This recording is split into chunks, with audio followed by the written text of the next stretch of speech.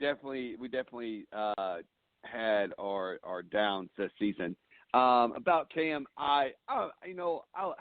Cam is a phenomenal quarterback when Cam comes to play.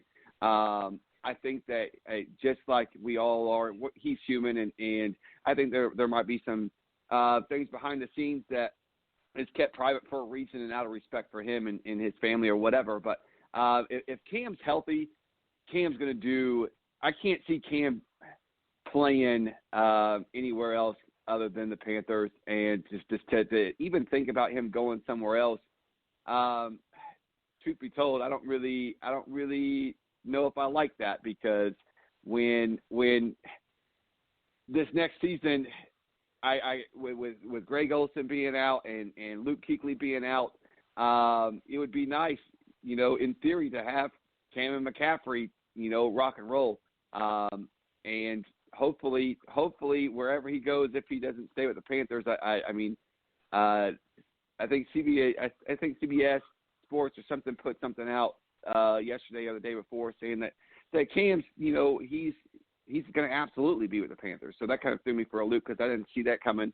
And with the new offensive coordinator Joe Brady coming on board, they might. I don't know. I don't know where he's going to go, and hopefully he doesn't go anywhere. Hopefully they figure something out. Kent, what are your thoughts on Cam Newton? Well, he's obviously a great talent, but I think over time either his mental acuity in playing the position, his psychological kind of focus has waned, or his physical ability has waned, and so you can't make the club from the tub, and if he isn't going to play, he's not worth the amount of money that the Panthers have invested in him. When he plays, he's really good. When he doesn't, he costs head coaches jobs, right? That's very true. And exactly right. If he comes to play, the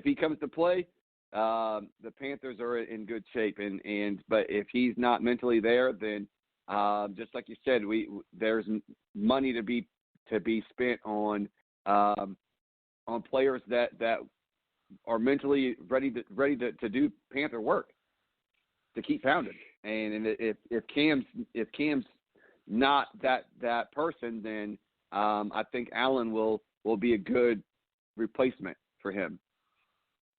Kent Sterling at KentSterling.com. Appreciate you joining us today. I know we had you for a limited amount of time. Thank you for jumping in and chiming in with us. But real quickly, we need your official pick for the Super Bowl tonight, sir.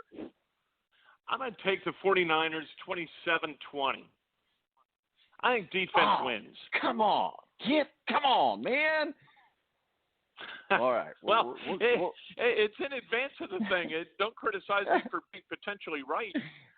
This is true. All right, Kent, where can people find your work and masterpieces, sir? KentSterling.com, and you can get my book, Oops, The Art of Learning from Mistakes and Adventures, on Amazon.com, BarnesandNoble.com, Goodreads.com, all over the place. You can get the ebook, audiobook, or hardcover book. And we'll get that up on social media, too. I meant to give you some selfless promotion earlier, and I forgot, so that's my fault. And I'm looking forward to getting that book myself. Thanks, Kent. All right, thanks, Tom. Good to meet your son. Yeah. Good to meet you. Have a good day. Kent Sterling, KentSterling.com. My son, Zach, making his official appearance on the show every year at the Super Bowl special. Joining us now, Ed Kracz, beat writer for the Philadelphia Eagles. And on SI.com, and our official NFL contributor. Ed, how did the wrestling tourney go for you, sir? It went well. We finished in second place out of 8 teams. Brought home some hardware for the boys. It was a good day. Long day. Unfortunately, there were some computer problems, but that's the way it goes. Well, it's the Chiefs and the 49ers. You're very familiar with Andy Reid, but hey, we've got hype videos, we've got hype music for both teams, so we got to get started on this. So we'll do the Chiefs hype, and we'll get back and we'll talk about the Kansas City Chiefs. And I do want to get your thoughts on the San Francisco 49ers. We'll be after the Chiefs hype, as long as I can find it here. There we go. The greatest day in the history of Kansas City. This team is a greatest in the universe.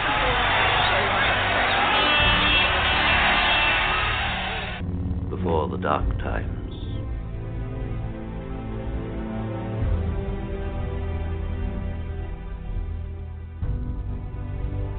Harris makes the catch. He got a penalty, though. And it's going to come back. Before the Empire.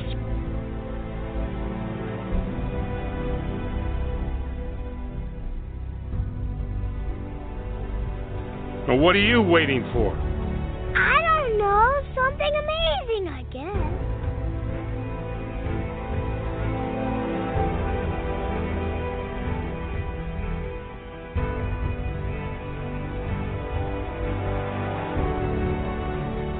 Now, I can't make you do it. You gotta look at the guy next to you. Look into his eyes. Now, I think you're gonna see a guy who will go that inch with you. You're gonna see a guy who will sacrifice himself for this team because he knows when it comes down to it, you're gonna do the same for him. I don't want them to gain another yard. You blitz all night. You be ferocious. You be relentless. Let no man forget how menacing we are. We are lions. You know what's there? Waiting beyond that beach. Immortality. Take it.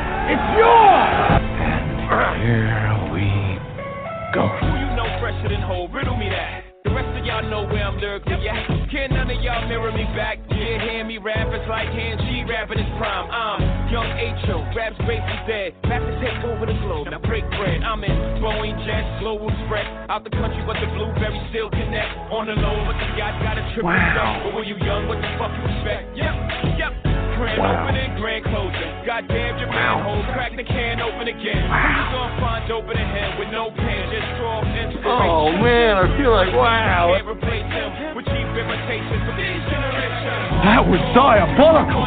But I just ran it and found a way to get in that end zone. Because that's what heroes do. Give me Deshaun Watson any day over Patrick Mahomes. What? What an idiot. Things that are limited, intercepted. Intercepted by Matthew. The Honey Badger doesn't care. I'm too smart. My boy's way too smart. What makes you think you can be Dirty Dan? I'd say I'm Dirty Dan. Here goes Tyreek Hill. 10-5. Cheetah touchdown. He's a freak. He's a basket. Let the games begin.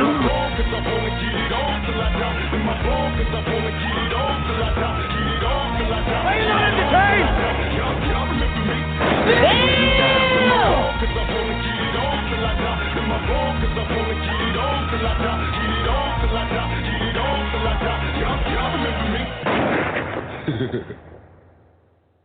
All right, the official Kansas City Chiefs. You're goddamn right.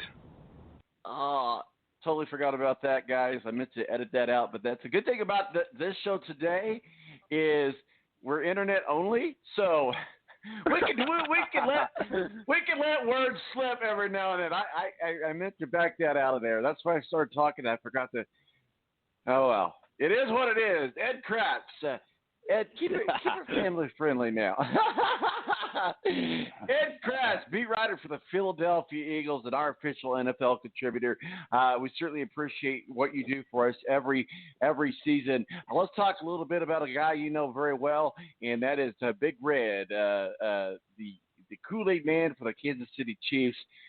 He's got a right to run. We were just talking about this with Kent Sterling as well, with Kyle Shanahan. But I mean, a lot of people look back at this 2005 Philadelphia Eagles and against the Patriots. A lot of people say, "Hey, Andy Reid can't win the big one," but maybe it'll change today. Let's talk about Andy Reid and the Kansas City Chiefs.